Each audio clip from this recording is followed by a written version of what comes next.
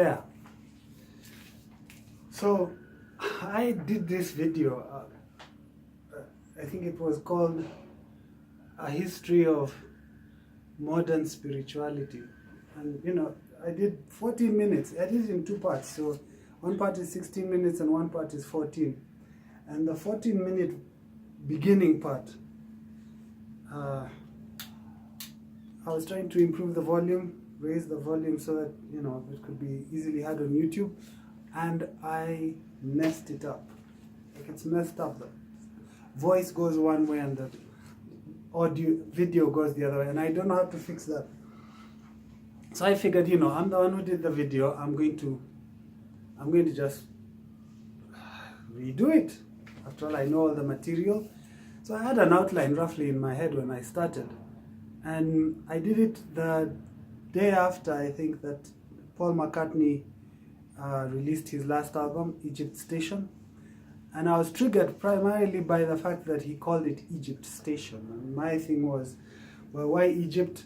And then tracing the Beatles' history with Egyptology through Aleister Crowley and his AA society, and through the alchemy that they were involved in, because occult alchemy in the 60s, the people were experimenting with, apart from experimenting with drugs and sex and so on, and androgyny. In fact, the androgyny was very much a part of the alchemy. So I had this whole thing, 14 minutes, it's gone. But I had the audio, so I made notes. And I thought, why don't I just do it again? Because I liked that video, and I thought, man, one of my better statements about spirituality, which I'm interested in. A preface before I begin to try and go through these points is that by modern spirituality, I mean modern pop spirituality. Law of attraction, The Secret, certain kinds of new age light, where you have make your own way, create your own reality, visualize, manifest, broadcast healing vibes, sending strength and positive energy, that kind of thing. It's all kind of modern pop spirituality. You know how we say psychobabble? This would be like spiritobabble. It's like a really just modern pop spirituality. It's popular, it's modern. Excuse me.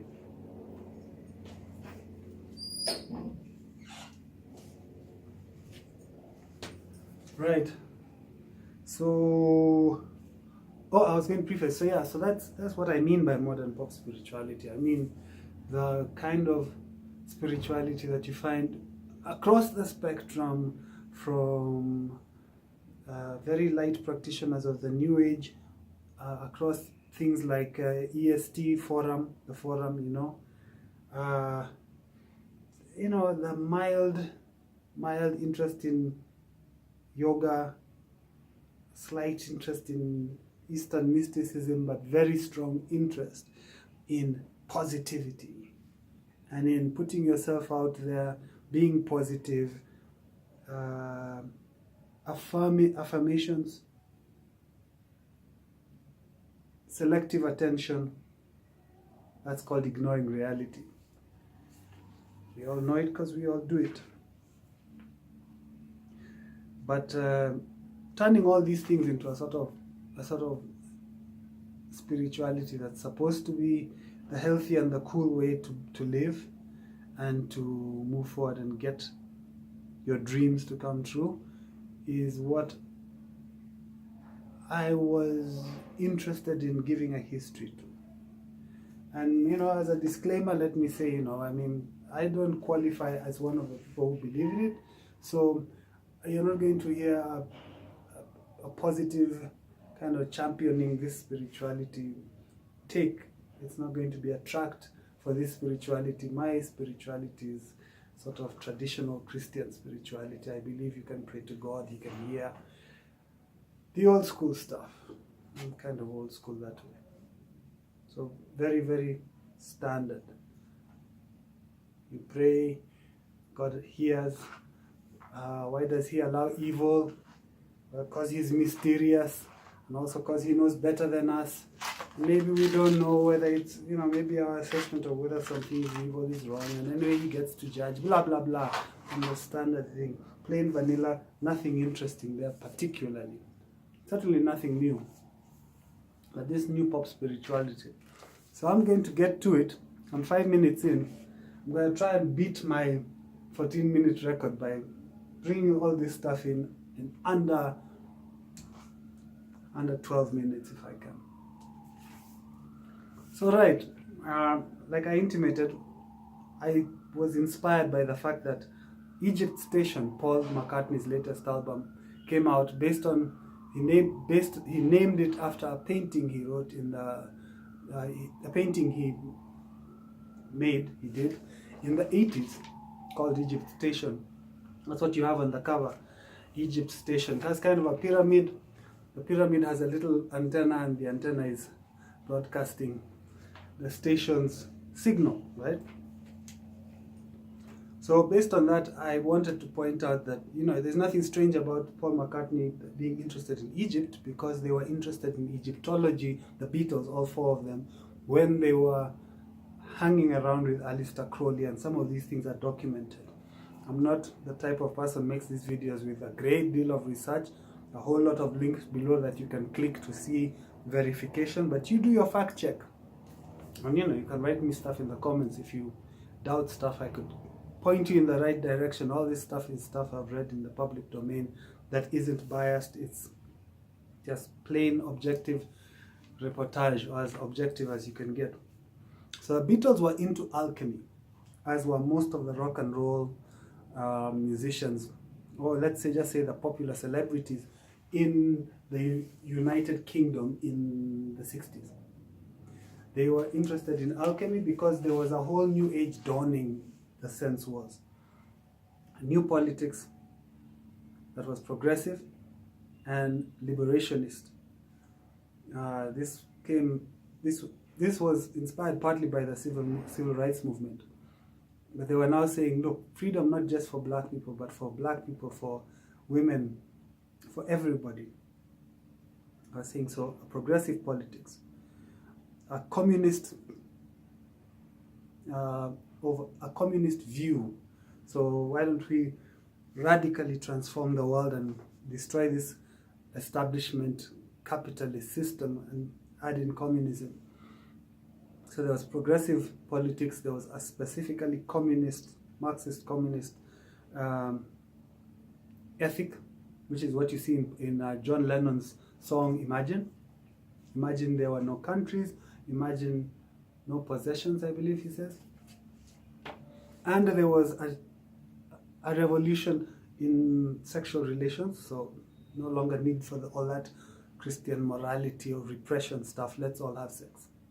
So there was sex, there was politics, and there was spirituality as the religion. And then there was drug taking, of course. So all this was about experimenting and discovering what the church and the moralists had kept back of our human potential by trying out new things. And so because this attitude was there in the 60s, they got interested in certain things that would today be considered paranormal, occult. And by there I mean the general celebrity pop musician culture. So all the people that were there were dabbling, or many of them, most of them, let's say, were dabbling. Gosh, that sound. And I'm at 9 minutes. I'm doing no good at all. Anyway, so they were dabbling with pop spirituality, they were dabbling with alchemy. And the object of this is 12th century alchemy mixed with secret society wisdom that had come down generations. So there was a great work. There was most of the stuff that you hear about in present day Satanism and present day occult. And there was especially an attempt to use the mixing of opposites to produce new substances. You see this in the attempt to make lead into gold in alchemy. Now the idea was make the lead of your experience into gold experience, and you do that by mixing certain opposite elements. There was a lot of mixing male and female. You know Prince's symbol? That mixed the male and the female. That was very much inspired by the same kind of thinking. Right, I'm getting nowhere. So, so in the 60s, people were trying new things. Okay, let me go through my notes, see if I've missed anything. Modern spirituality. Yeah, it's a fact you'll attract everything that you lack. That's a line from Faithless. And that's what modern spirituality is in a nutshell. I think I talked about that. I've talked about how in the 60s they were trying new things. There was the age of Aquarius, the approaching new world, free love, drugs, new things. Eastern spirituality, occult spirituality. I didn't talk about the Eastern spirituality. I didn't talk about the Maharishi Yoga and getting interested in some of the Hinduism and Buddhism in the West. But that did start in the 60s and didn't stop. It went through the 80s, didn't it? The Eastern side. The occult stuff got suppressed. So I talked about lead to gold, occult, mainstream. The vision was for the occult to become mainstream. And this was through the popular musicians waking up the masses, making us conscious of our godlike innate characteristics and our ability to transform the world with our attention and our words and so on, our godlike capacities to create our own reality, and using this to bring humanity to a new spiritual awareness, which is the age of Aquarius. They were hoping this would happen. Unfortunately, in the late 60s, towards the end of the 60s, something happened that spoiled all this, and that was the Jesus movement. This was an evangelical, charismatic take on Christianity, but it was initiated and sprang out among the hippies.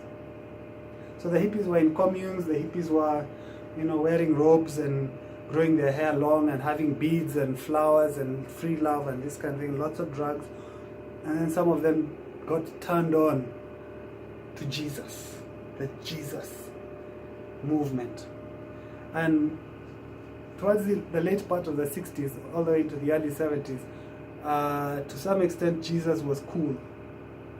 Jesus was a counterculture, just like drugs were. And it went so far that at one point, Jesus was a picture of Jesus, obviously. Was on the cover of Time magazine. And that's because this Jesus movement thing had really, really taken off.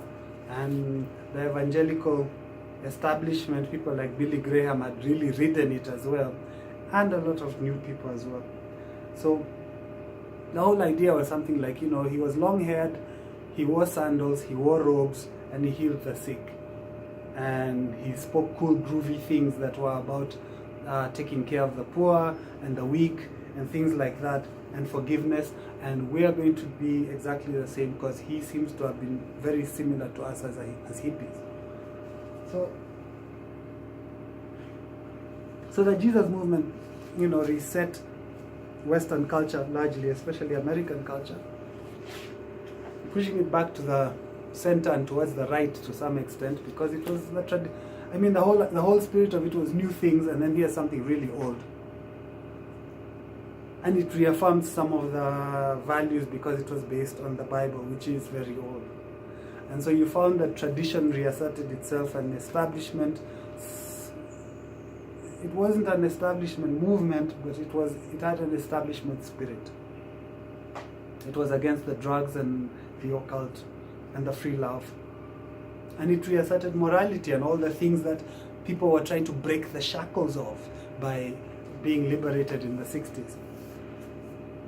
So by the time the 70s rolled around, there was a lot of disillusionment about progressive politics, disillusionment about drugs and Eastern mysticism and new consciousness and all that, and disillusionment about the occult and its power to transform life. So a lot of people kind of went back to normal life, got jobs. Nixon was in power, and the 70s became about the the normal world. Let's reset and get back to reality and forget that pipe dream that the 60s was. And many people said things like this. Many people were like, man, the madness we were in the 60s. Many people disavowed themselves and distanced themselves from the 60s. So the whole occult alchemistic agenda to awaken consciousness in the masses went underground and stayed amongst the popular musician culture, largely because the powerful people in the record companies believed that this helped sell records. So you still found the occult symbolism in a lot of 70s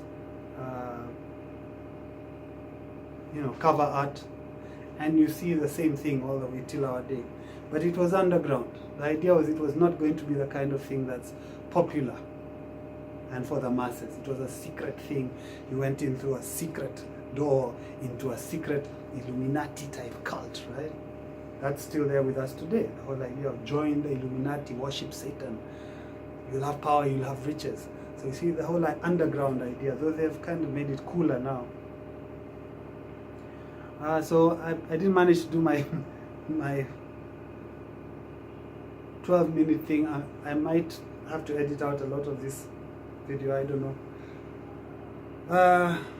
So then the disillusionment of the Jesus movement led to the re-establishment of the conservative establishment. This led to, and the only thing that we really borrowed, that really came through from the 60s was horoscopes. Horoscopes were in the newspapers and are in the newspapers now. And I haven't done research, so I'm not sure horoscopes weren't there before the 60s. But certainly we still have horoscopes, which is divination, which is a popular occult practice that is known all over the world.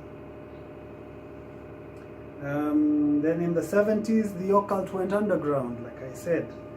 The whole idea of evil being good, nope, not anymore. Well, that was beginning to actually take in the 60s. Maybe evil is good, maybe good is evil. Pink Floyd sang in Wish You Were Here. We're just two lost souls living in a fishbowl year after year, going over the same old ground, but have we found the same old fears? So it's like, I'll probably edit that out, but the whole idea is that, yeah, there's a moral ambiguity. It's not clear who is good and who is bad. It's not clear whether it's better to have a walk-on part in a war or to be a hero in a gilded cage, something like that. So what happened with spirituality? What we had was the New Age asserting itself as not a backward-looking alchemistic spirituality that went back to the 12th century and the mysteries of the Babylonians and the things that humans have always known about their ability to shape reality by the power of their will or their mind or whatever, or their spirit. No, third eyes, none of that. Now what we were dealing with really was the New Age, which was very forward-looking. They had scientific language. There was a lot of talk about psychic phenomena, and this was the popular thing, psychic phenomena and channelers. So there was a man called Uri Geller. He used to come on TV. He was an Israeli, and he had the power to bend spoons with the power of his mind, like you saw in that Matrix scene, bending the spoons. But he would actually do this on TV. As far as I can tell, till now nobody has claimed that there was a trick involved. He bent spoons by the power of his mind. It was called extrasensory perception, and it was part of, extrasensory perception was a thing, and it was part of what he would call his psychic powers. So he did it by psychic powers, what we call now telekinesis, right? So Uri Geller was popular. There was a medium, a lady named Jane Roberts. She was a poet, but she would get taken over by, I must say possessed, yeah. You see, I come from an old tradition. But yeah, so she would be taken over by, or she would allow an ancient being named Seth to speak through her. And Seth would speak, would answer questions. In interviews, she'd be there sitting, and Seth would take over and they would ask Seth questions and Seth would answer. And so this was the mediumistic side of 70s spirituality. We had psychic powers, extrasensory perception, and mediums. And this is all a very scientific, forward-looking thing. It didn't have any of the weird spirituality trappings. And most people believed it, and it was popular. And around about this time, of course, you had other things coming around. New Age pseudoscience, ufology. Isaac von Daniken became popular with his chariots of the gods things, or at least continued to be popular in certain circles. The whole idea that ancient astronauts had come and had inspired mankind's evolution from animals and given mankind the intelligence, and that everything we think are gods are actually ancient astronauts. So that was popular, and then all of this pushed towards the 80s into the New Age. I continue in video number 2. Thanks for watching.